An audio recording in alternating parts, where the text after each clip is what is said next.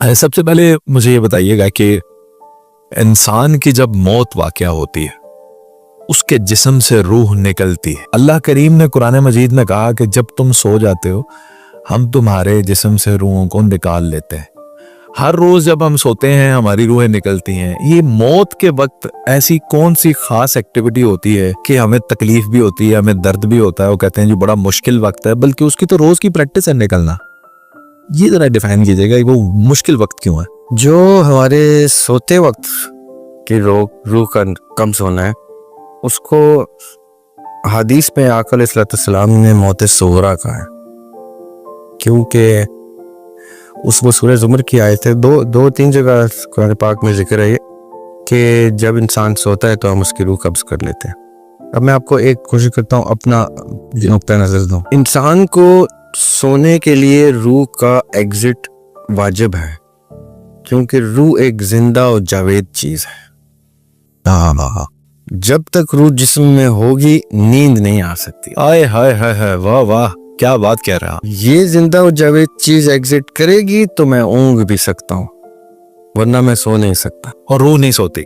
روح نہیں سو سکتی. قرآن پاک میں اللہ تعالیٰ کہتے ہیں بلا نوم, اور وہ سوتا نہیں ہے. اور یہ روح اللہ تعالیٰ نے کہا ہے ہمارے ربی ہے. اس کی کریکٹرسٹکس جو ہیں وہ ہم نے بہت ڈیوائن قسم کی رکھنی ہے. کوئی بہت ہم نے اس کو ہلکے میں نہیں, اس کی کریکٹرسٹکس رکھنی ہے. اللہ تعالیٰ کی پھونکی ہوئی روح ہے. اس کی کریکٹرسٹکس میں بھی وہ زندہ و جاوید چیز ہوگی جو اللہ تعالیٰ کی زندہ و جاوید ہستی ہے. اس لیے اس کا نکلنا واجب ہے, ورنہ میں سو ہی نہیں سکتا. میں کوما میں بھی نہیں جا سکتا اگر روح نہیں نکلتی تو. I cannot practically go off. بہت ہو. اب یہ تو ہو گئی موت صغریٰ کے لیے روح کا نکلنا ضروری, ورنہ ہم سو نہیں سکیں گے. اسی لیے جو lucid dreaming, out of body experiences, اور یہ سلیپ پیرالسس, جھٹکے نیند سے, اور جن آ جانا, یہ وہ سارے جو چیپٹرز ہیں نا وہ اسی لیے کیونکہ روح جیسے ایگزٹ کرتی ہے تو آپ کی میری باڈی جو ہے وہ ایک ایمپٹی کنٹینر ہوتی ہے. اس کنٹینر کو اگر ہم نے اللہ تعالیٰ کے کلام پڑھ کے سونے سے پہلے حفاظت اس کی کر لی ہے تو سبحان اللہ.